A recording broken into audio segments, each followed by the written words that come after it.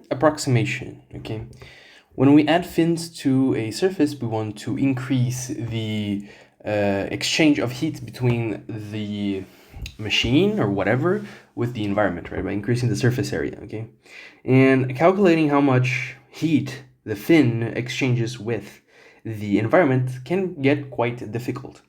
That's why we use a fin approximation to make the calculations easier when the certain conditions are met, okay?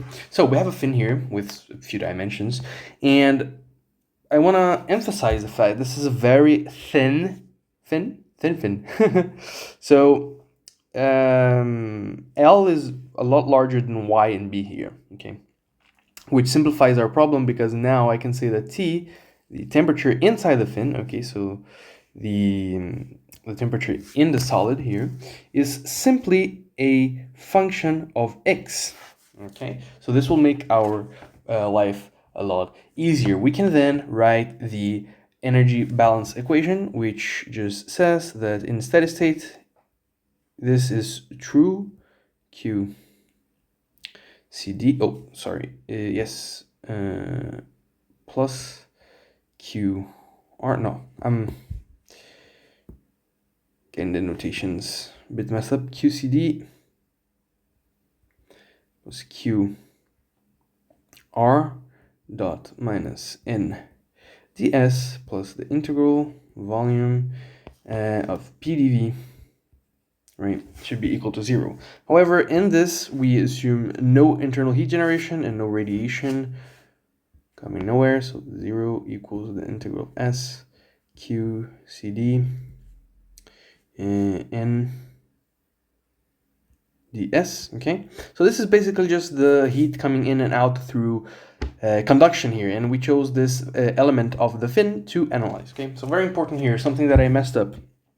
We have area 1 here, area 2, and area 1 equals area 2, so I'm just going to say A, okay? So we have heat coming in through areas, okay, through these two areas, but we also have heat leaving through the surface here, right, which is the most important part of the fin. Therefore, this integral should be the integral of the surface of Q evaluated of X, right, dot N, okay, the negative sign, ds, minus, okay, this should be a minus here, but since there's a minus on the end, this become a plus. You know what, I'm just going to do this. This should be equal to this, qx plus dx dot n ds, okay, plus the very infinitesimal, the heat coming from this infinitesimal surface area, okay? So I'm gonna write dqcc,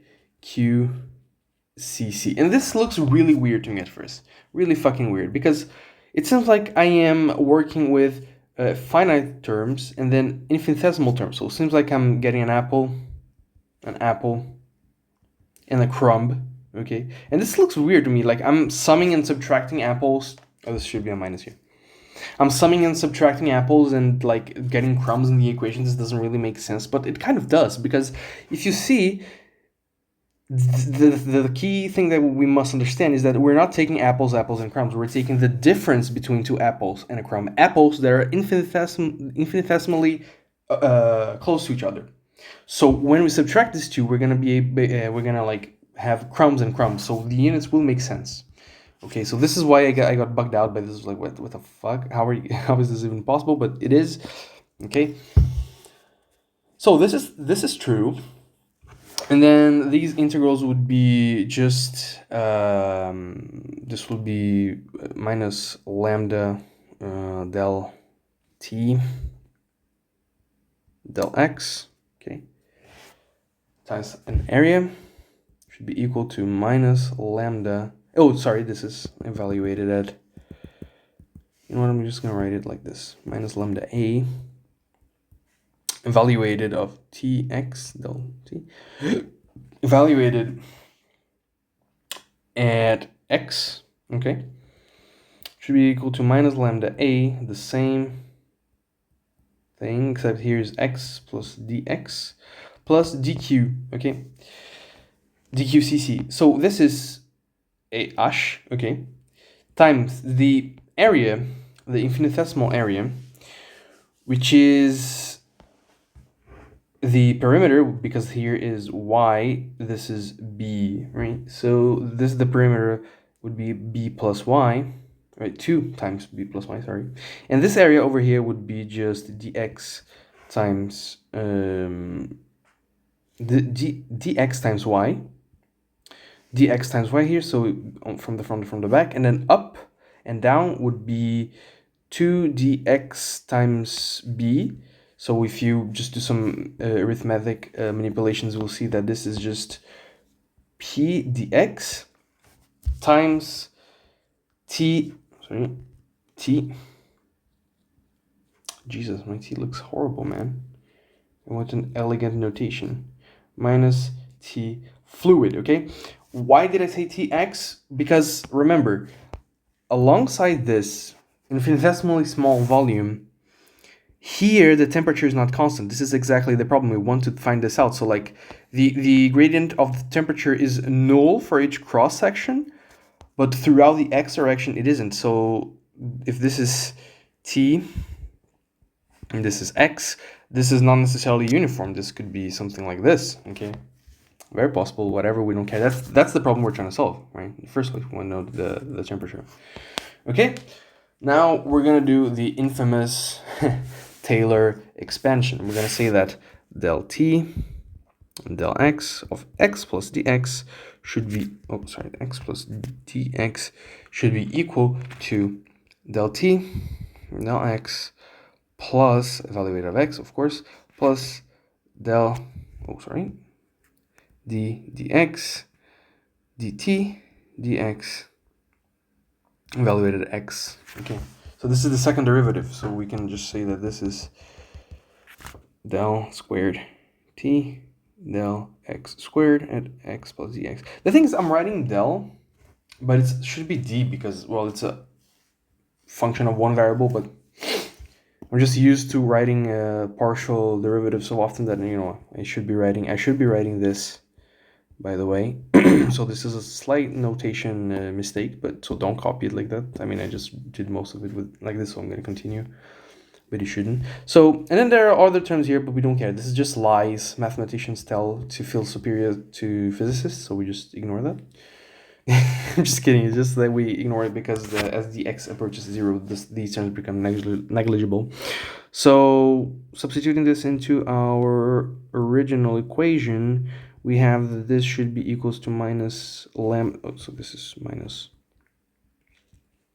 lambda a del t dx x plus del squared t del x squared x plus dx, right? Plus a h pdx times the temperature at x minus temperature f. So okay, now we see that this term over here goes to caca with this one over here, so we just have that del squared t del x squared evaluated at x. Oh, sorry, I wrote x plus dx here. This is wrong. This is just x. Okay, evaluated x. This is, of course, there's a lambda a here, plus this p dx t of x minus t fluid should equal to 0, right? Oh, there should be a minus here, okay? I can also, it doesn't really matter, but I can multiply both sides of this equation by -1, so this would be plus and this would be minus. It doesn't really matter, okay? We can divide both sides by the area, so we get lambda that multiplies d squared t dx squared. No, just 1 second. Okay, since I made a mistake on my Taylor expansion, this should be multiplied over here by dx. Okay, that makes sense. That makes complete sense. And now we divide everything by a over dx. Okay, that was getting a little weird. So let me write this down. Let me see if I fix my mistake everywhere. So there's dx here. Tick, tick, tick. There's a dx here. There is a dx. Okay, so now we just divide everything by a times dx. So I'm just gonna do it like this: 1 over a dx, right? So this is gonna be lambda d squared t dx squared minus h over a p that multiplies t of x minus t fluid, which then should be equal to 0. Okay, now we have a ODE, an ordinary differential equation, and we can say that we have a new variable here called theta to make it simpler, which is just t of x minus the temperature of the fluid. Okay, and then we can say that the theta dx is just minus tf, right? Sorry. No.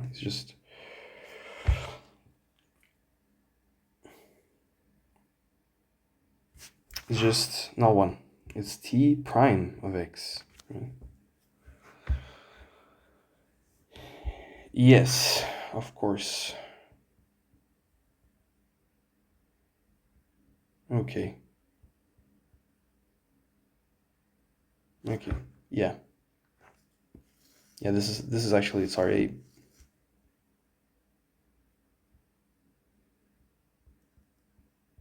Yeah. I got confused there.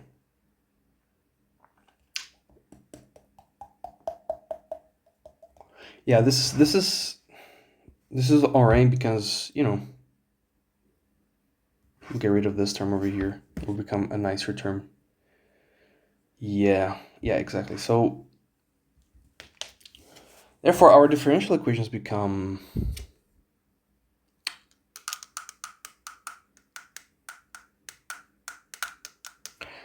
I forgot to divide this as well, so this goes down here.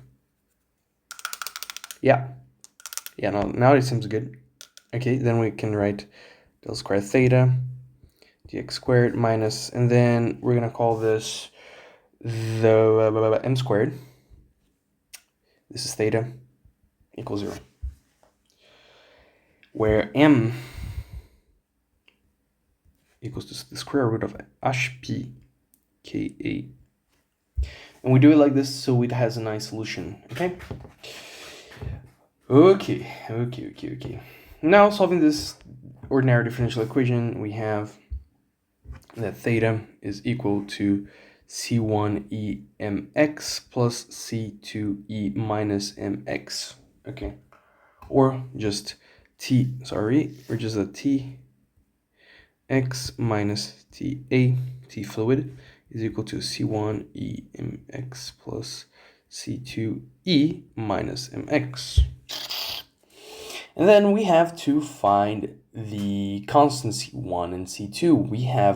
We need then two boundary conditions. The first one is always the same. It's just the temperature of the wall. So this temperature over here of the machine, right? Yep. So T0, which is just T wall minus T fluid. Okay. And then you plug it into that ODE to get one of the boundary conditions, the information from one of the boundary conditions. And then for the second boundary condition, there are 3 options, okay? The fin is infinitely long, so the fin goes on forever. So the temperature at T equals A should be equal to T fluid. Okay. The second one, the end of the fin is insulated. Therefore, there is no heat exchange with the with a fluid at the end of the fin. And of course, the third one is the fin is of finite length and loses heat by convection here, convection coupling, okay? So that's about it. I think this is like the whole mathematical derivation of how we get to this equation over here, to this solution over here. And this approximation is only valid, remember, this is everything derived from the fact that t equals t of x. And we can define that if the Biot's number is much smaller than 0.1, if I'm not wrong. But that number needs to be really small, which is basically the conductive resistance of the fin over our fluid, if I'm not wrong. But yeah, so this is just the fin approximation, and then we have the efficiency of the fin, which, funnily enough, like if you were just thermodynamics examples of efficiency, you would think this would be smaller than 1, but this one needs to be greater than 1 because it's the heat with fins, the heat exchange with fin, and Q no fin. Okay, so eventually, effectively, if you're increasing the surface area, you're increasing the heat exchange with the fin, so this would be greater than 1. So yeah, that's it.